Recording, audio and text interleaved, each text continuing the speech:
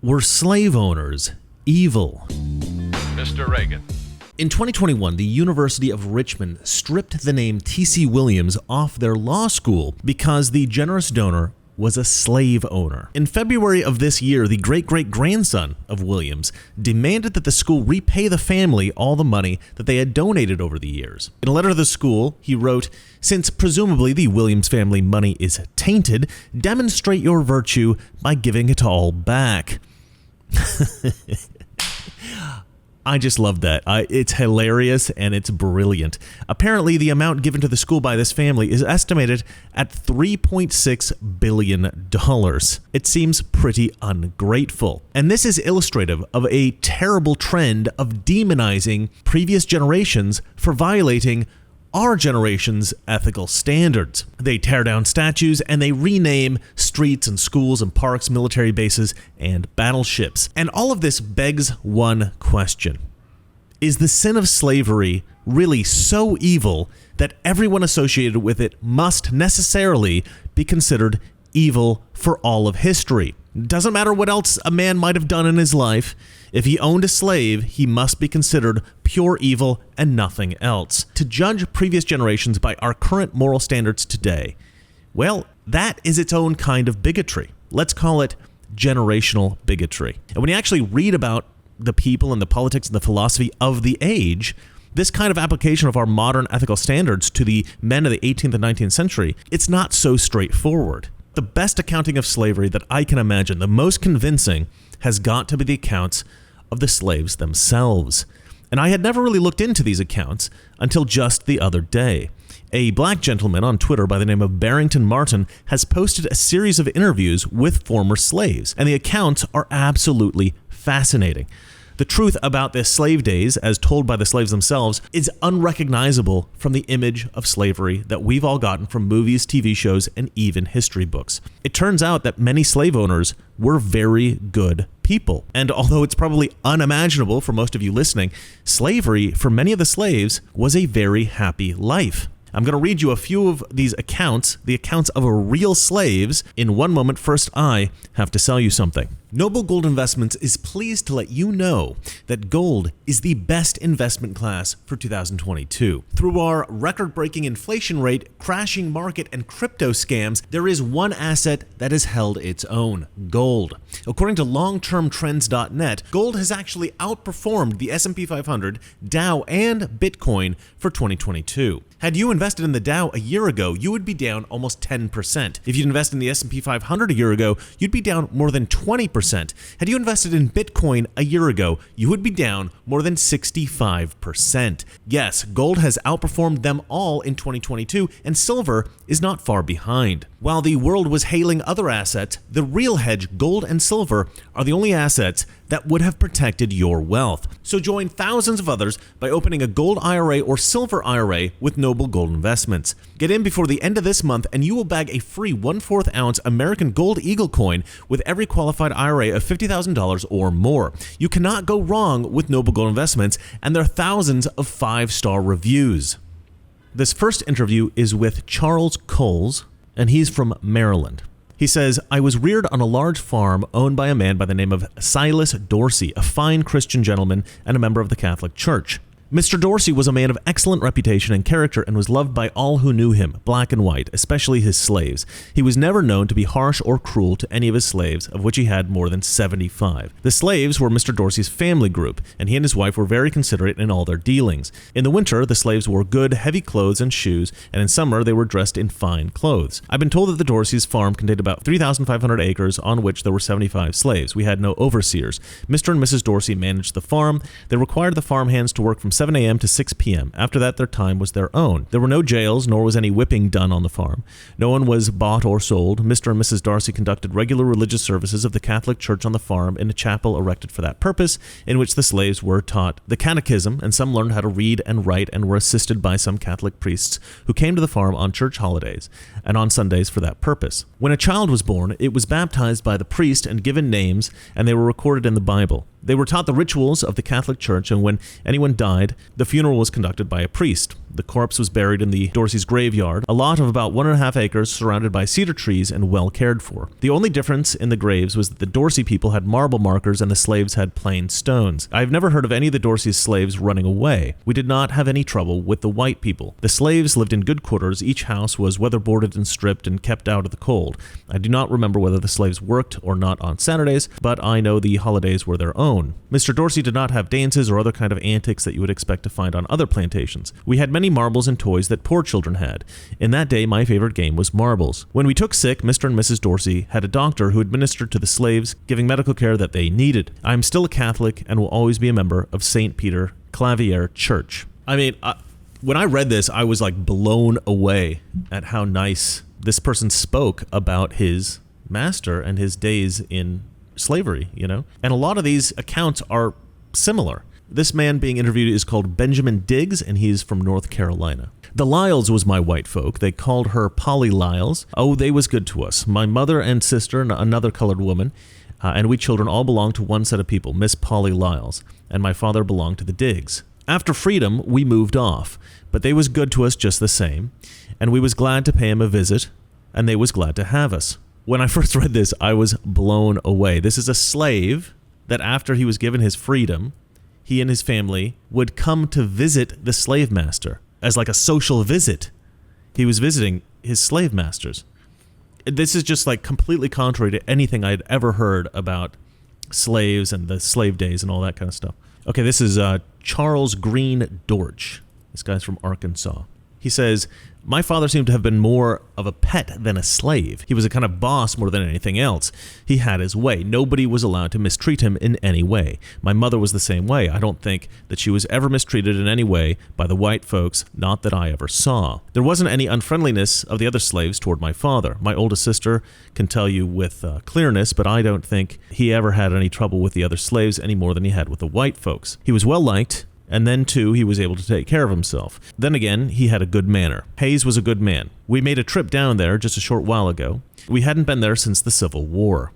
So again, this is another guy who's going and visiting his old slave master. It's crazy. He says, they made it so pleasant for us. We all sat down to the same table and ate together. Frank was down there. He was my young master. They gave us 30 acres of land when we came out of slavery. They didn't give it to us right then, but they did later. I'm going down there again sometime. My young master is the postmaster down there now. He thinks the world and all of me and my older sister. I don't mind telling people everything about myself. There are two of us. Adriana Kern, that's her married name. She and I are the ones Mr. Frank gave the 30 acres to. I have a younger sister. All right, let's go to the next one. All right, this is Harriet Barrett, and she's from Texas.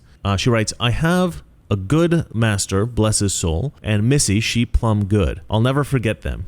The master allowed us to have holidays on Saturday nights and go to the black folks dance if it were on another plantation.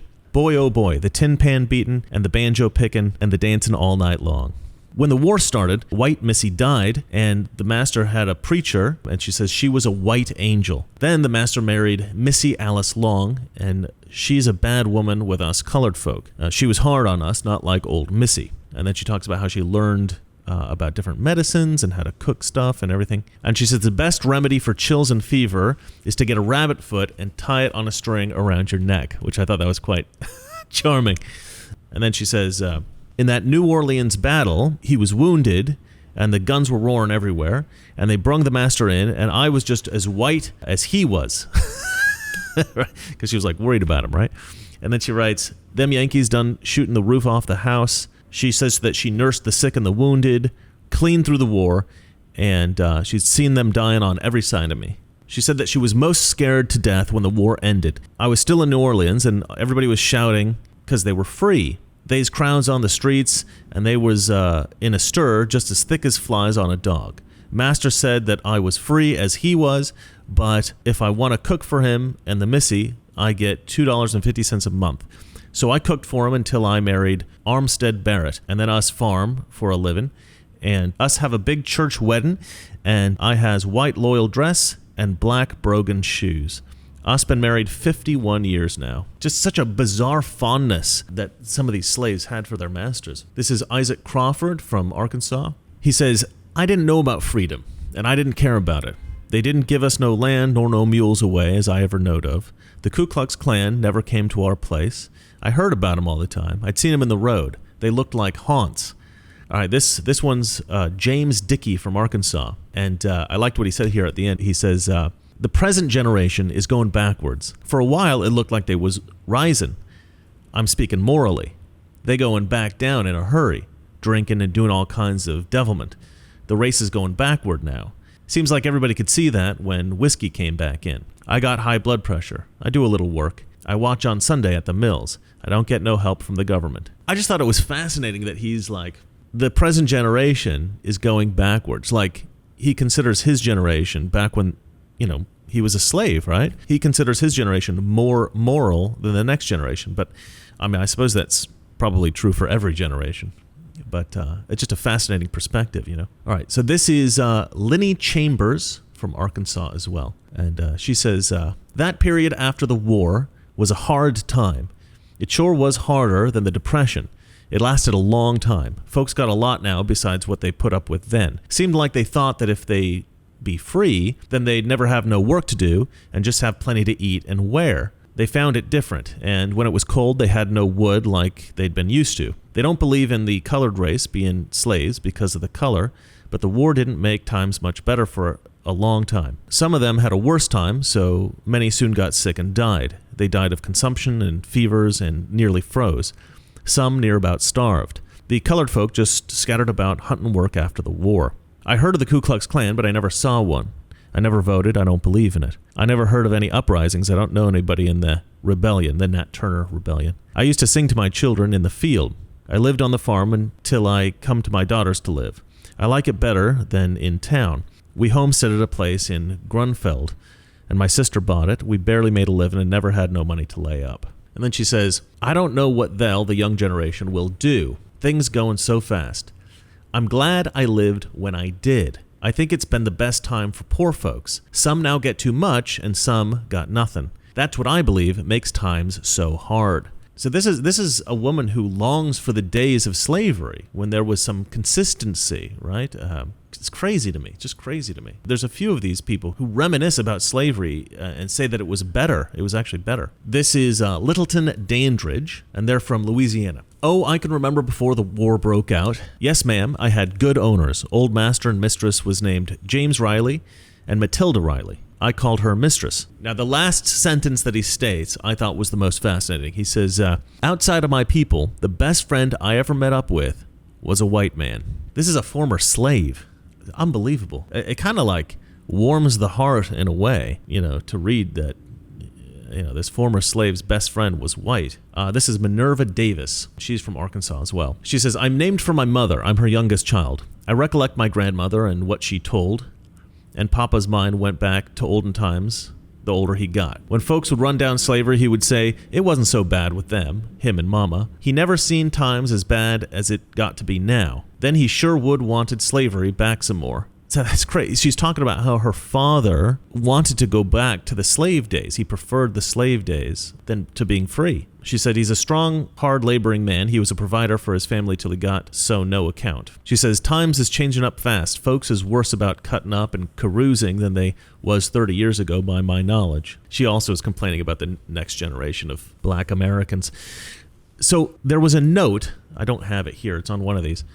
There was a note that one of the interviewers wrote, and they were interviewing somebody who preferred to be free, and the note was, this is the first former slave that I've interviewed that prefers to be free than to have been a slave. And that just blew my mind. They also wrote a note that said something like, he's got a bank account and he seems to have quite a bit of money. And they said that was why they thought that this guy preferred being free to being a slave. But I'm just like, really? You're interviewing all these people and only one of them you found preferred to be free to be a slave? I mean, it's unbelievable. This is Zenya Culp, also from Arkansas. She says, my old master's name was Billy Newton. I used to be a nurse girl and lived up at the big house.